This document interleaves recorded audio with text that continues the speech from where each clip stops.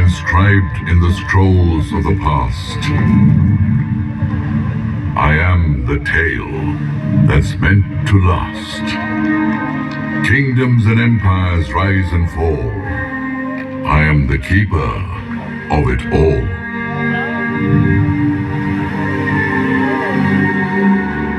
The brave and the cowards encapsulated in words.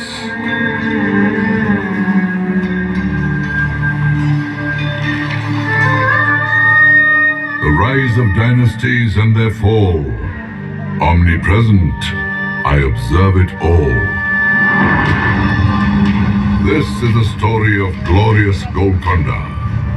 Come, I'll take you on a journey to show and share it all with you.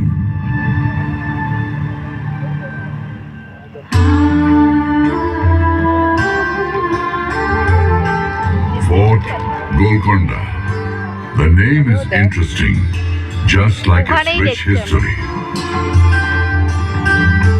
Golconda, which means Shepherd's Hill in Telugu, inspired the name Golconda.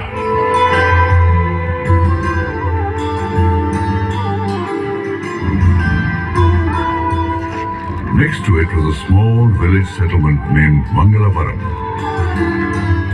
Adjacent to it was a huge mountain on which lies Golconda. Constructed in the medieval period, this is one of the strongest forts of the Deccan, and it played a pivotal role in shaping the politics of the region.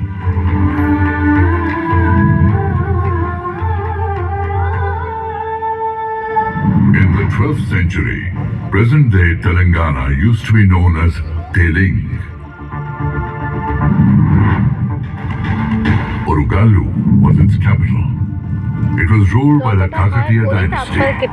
Back then, Golconda was under the reign of these Kakatiya kings. Kakatiyas were the indigenous Hindu rulers and were very powerful in that era.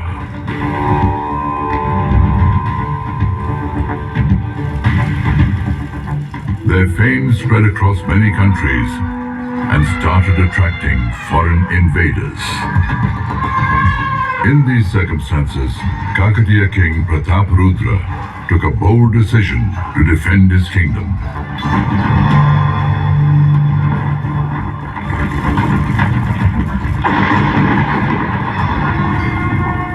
I, Kakatiya King Prataparudra, hereby decree the further fortification of Golconda Fort. After fortification, this fort will undoubtedly keep us safe from attacks on the Devagiri side, empowering us to fend off our enemies.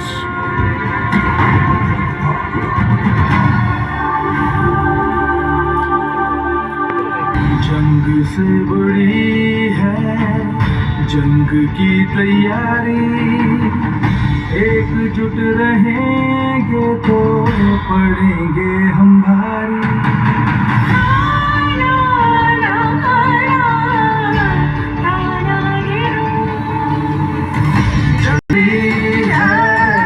जंग की तैयारी एकजुट रहेंगे तो पड़ेंगे हम भारी दुश्मनों के आने की आहट हवा में थी ओरिगा तू की शान पनाहों में थी राजा ने किया एक फरमान जारी गोलकोंडा बनेगा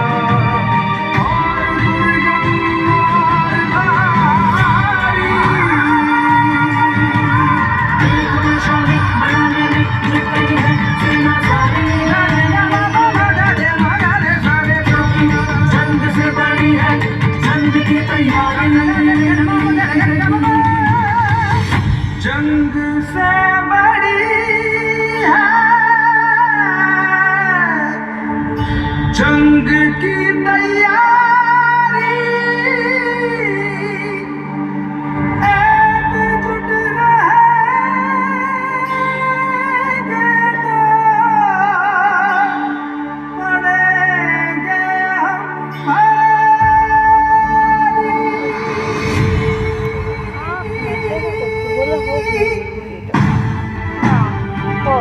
Kakatiya rulers fought with great bravery and valor for many decades to defend Warangal and Golconda.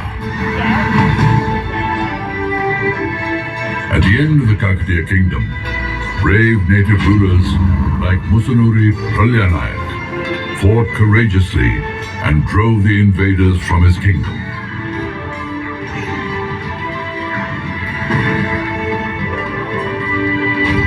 But in the end, Golconda's defense was breached.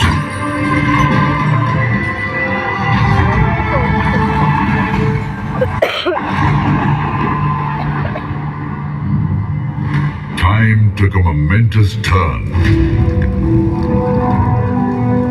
Alauddin Hassan Bahman Shah, a viceroy of the Delhi Sultanate, laid the foundation of the Bahmani Sultanate in the Deccan.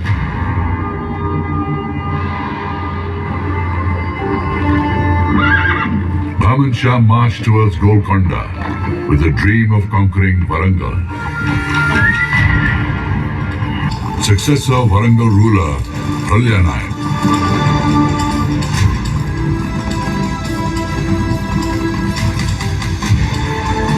Fighting with great valor and bravery, he drove away the invaders from Golconda and once again took possession of the fort.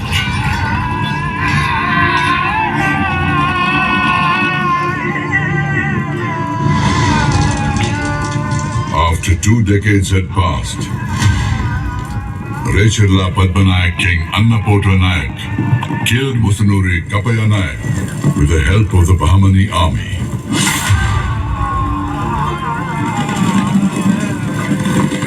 After this, Bahmani King Muhammad Shah annexed Warangal along with Golconda. Thus, the dominance of the Hindu rulers in Golconda and Warangal was ended.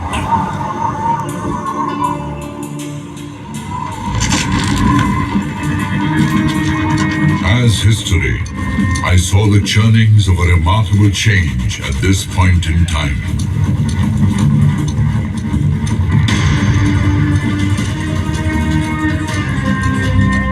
The 14th Bahmani King Muhammad Shah's royal court is giving a warm welcome to Quli Qutub Shah from the Persian city of Hamdan.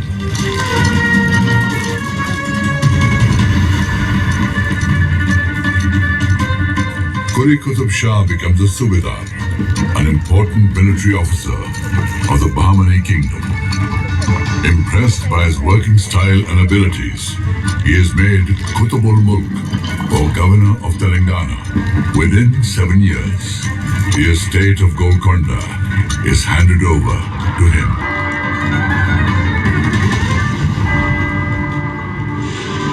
Golconda etches a new signature on the pages of time.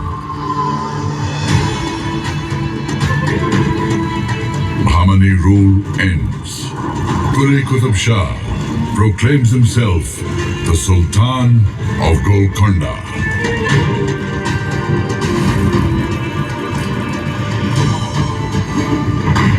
I, Quli Qutub Shah, declare myself the Sultan of Subai Telangana.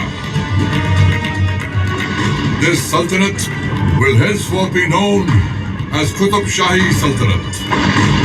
Qila'e Golconda will be our capital.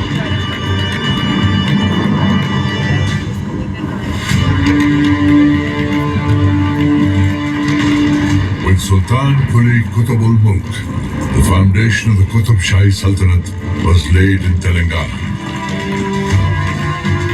Sultan Quli made Golconda his capital, beautified the fort, and named it Muhammad Nagar.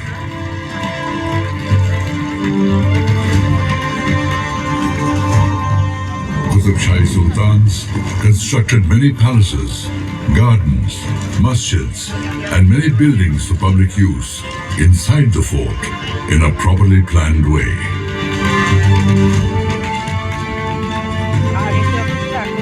Spread over a radius of 7 kilometers, the fort has 8 gates. A Ahead of the entrance gate, Bala Hisar, is the Diwan-e-Khas and the court. Beyond that lies the Sultan's residence and the Queen's palace.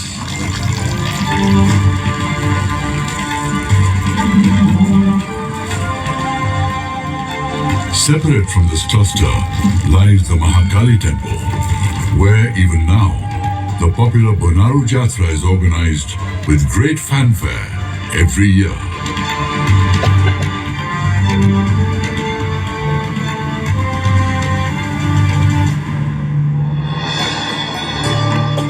After Sultan Quli, his third son, Jamshed Quli Qutub Shah, became the Sultan. He had a long drawn-out conflict with his younger brother, Ibrahim Quli, who had to take refuge under the Ramrai of the Vijayanagar Empire.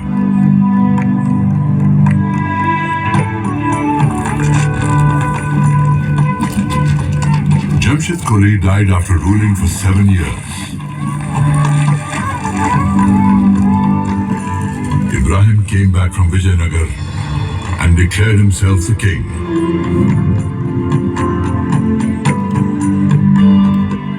A lake was constructed during his reign.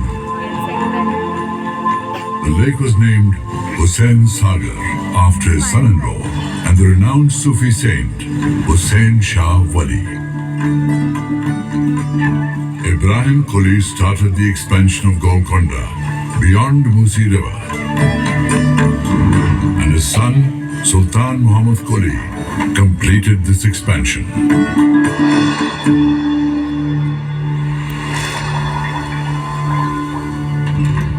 The Sultan had a deep-seated affection for Persian and Deccan literature and the Telugu language as well.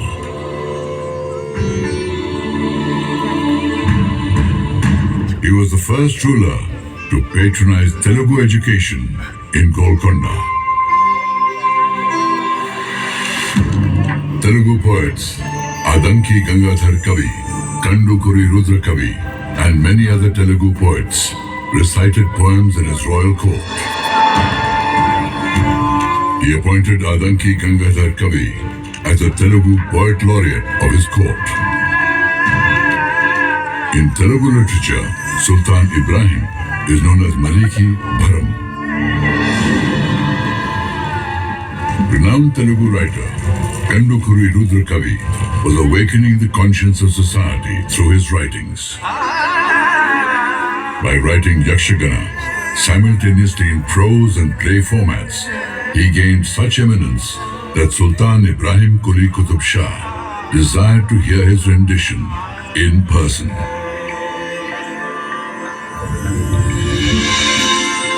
To the son named Muhammad Quli. In his young years, Muhammad Quli met Bhagmati of Chincharam village, which is across the Musi River. Both of them fell deeply in love.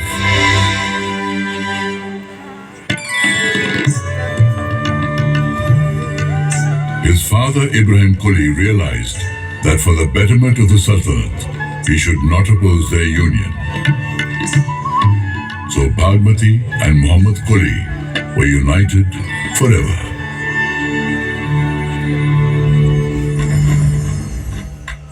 Ibrahim Quli Qutub Shah passed away.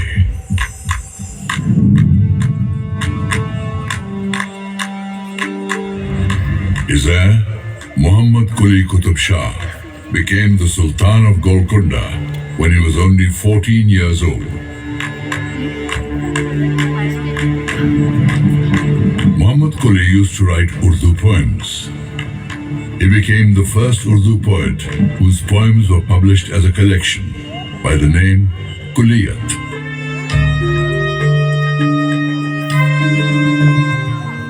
The Isfahani style of architecture influenced the creation of Hyderabad. The world-famous Charminar was built in 1591 CE amidst the Char Kaman Plaza. He beautified the city with 11 beautiful gardens and and named the city Bhagnagar. Where is it emanating from? Has a mountain of light ascended on earth? Yes, it's true. This light is from a priceless diamond. Its luster was so wondrous that it was named Kohinoor, which means mountain of light. এখান থেকে পাওয়া গেছিল গোলকোন্ডা ফটকে Kohinoor hero चश्मे ज़रूर है তুলেছিলিস তো এটা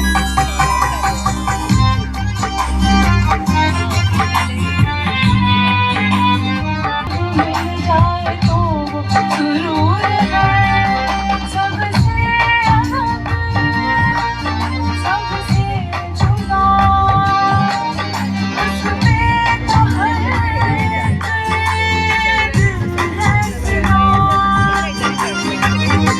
दुनिया जहाँ जिसकी कुर्बान शाने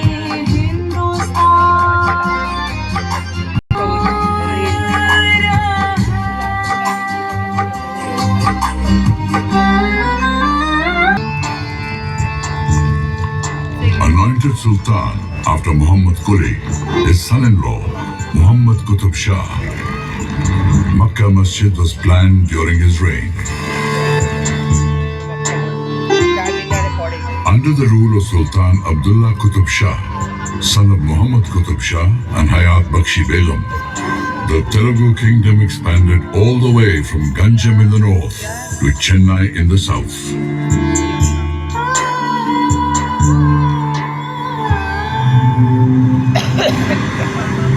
Meanwhile, Aurangzeb, the son of the Mughal Emperor Shah Jahan, marched from Delhi and became the governor of the Deccan, waiting for an opportunity to attack Golconda.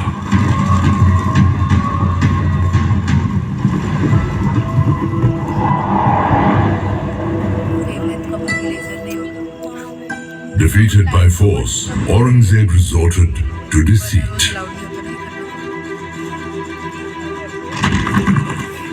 One of Sultan Abdullah Qutub Shah's trusted men betrayed him. Sultan Abdullah Qutub Shah and made him a prisoner in his own fort.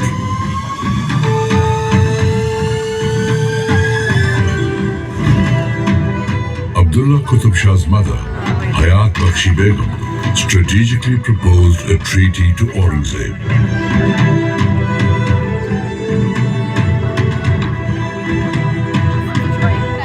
In return for freedom from captivity and continuing his rule over Golconda, Abdullah Qutub Shah gave Aurangzeb's son, Muhammad Sultan, the estate of Ramgir and also accepted him as his son-in-law.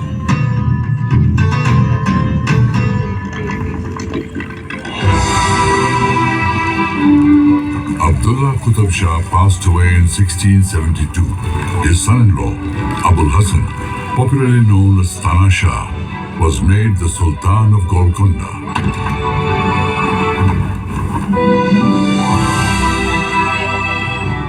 Abul Hassan appointed able Hindu ministers to important posts in the government.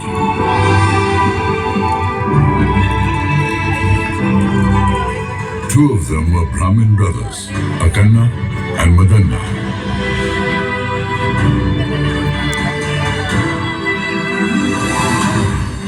Maratha ruler Chhatrapati Shivaji Maharaj visited Golconda twice during the reign of Abul Hassan.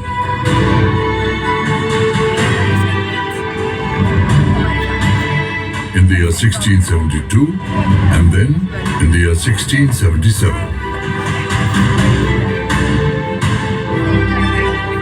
Sensing Aurangzeb's bad intentions, Chhatrapati Shivaji Maharaj extended his support and helped Abul Hassan in his fight against Aurangzeb.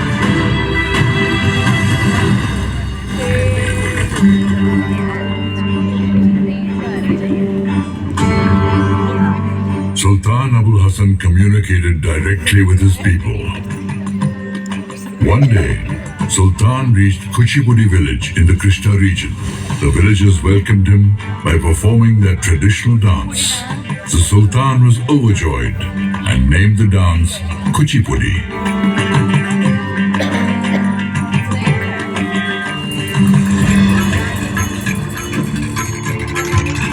Madanna's nephew, Inchallah Golconda, was appointed the Tehsildar of Bhadrachalam. As an ardent devotee of Lord Sri Ram, he renovated Ramchandra Mandir for his deity at Bhadrachalam. In this endeavor, he utilized some funds from the state treasury. Angered by this, Abul Hasan Tana Shah imprisoned him in Golconda fort. Legend has it that Lord Sri Ram appeared in a dream of Sultan Abul Hasan and returned the amount taken by Golconda to the Sultan in the form of gold coins, thus securing the release of his devotee.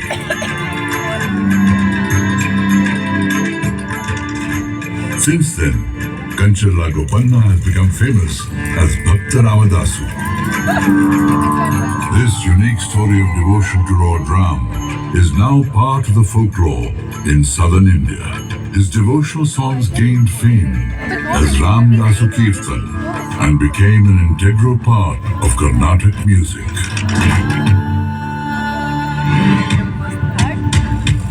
The fact that Abul Hasan Tana Shah was helping Bijapur fight the Mughals and was also appointing many Hindu ministers was enough to enrage the Mughal Emperor, Aurangzeb.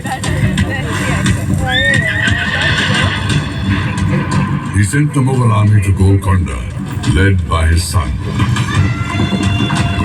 After 8 months of fierce battles, his army managed to enter the fort deceitfully. The treasury of Golconda was looted. The Hindu ministers Madanna and Akanna were beheaded. Not only this, Abul Hasan Tana Shah was imprisoned in Kala Mahal of Daulatabad's fort. He died in jail. And with this, the Qutub Shahi dynasty came to an end. Aurangzeb appointed Asaf Jahi as the Subedar of Golconda, who went on to rule Hyderabad independently by the name of Nizam ul Mulk.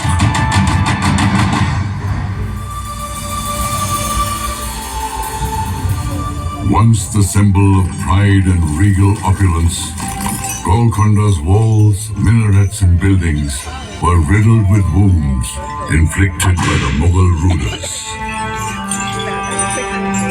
However, the truth is that time heals the deepest wounds.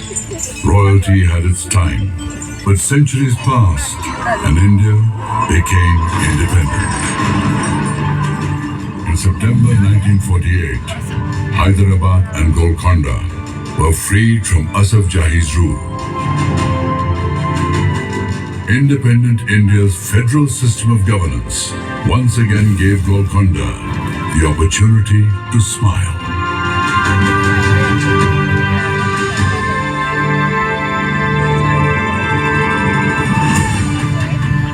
From the high ramparts of time and history, I am gazing upon Golconda. Looking from the pages of the past, once again, I see a smiling Golconda, whose rocks have never lost their luster and honor.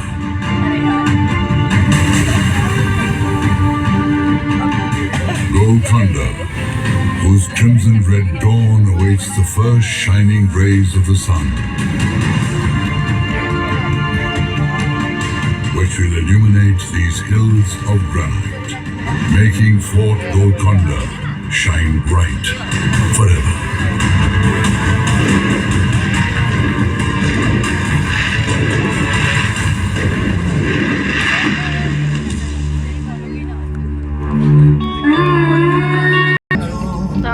उभर निकलते हैं वो हर रंगी है वो सब रंगी है वो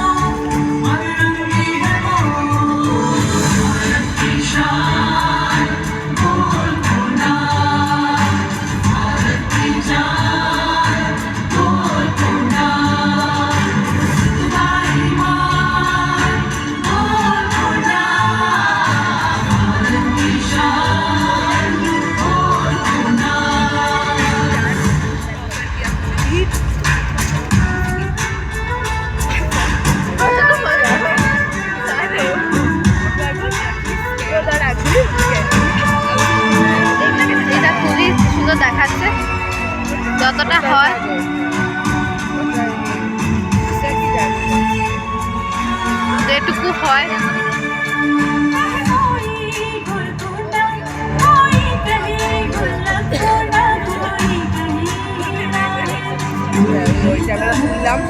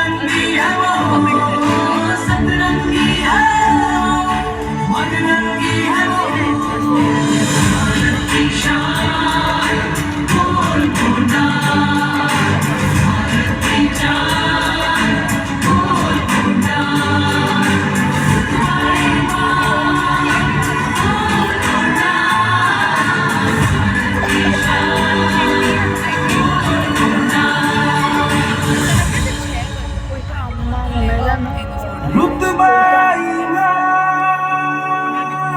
তুমি চেনো? ईमान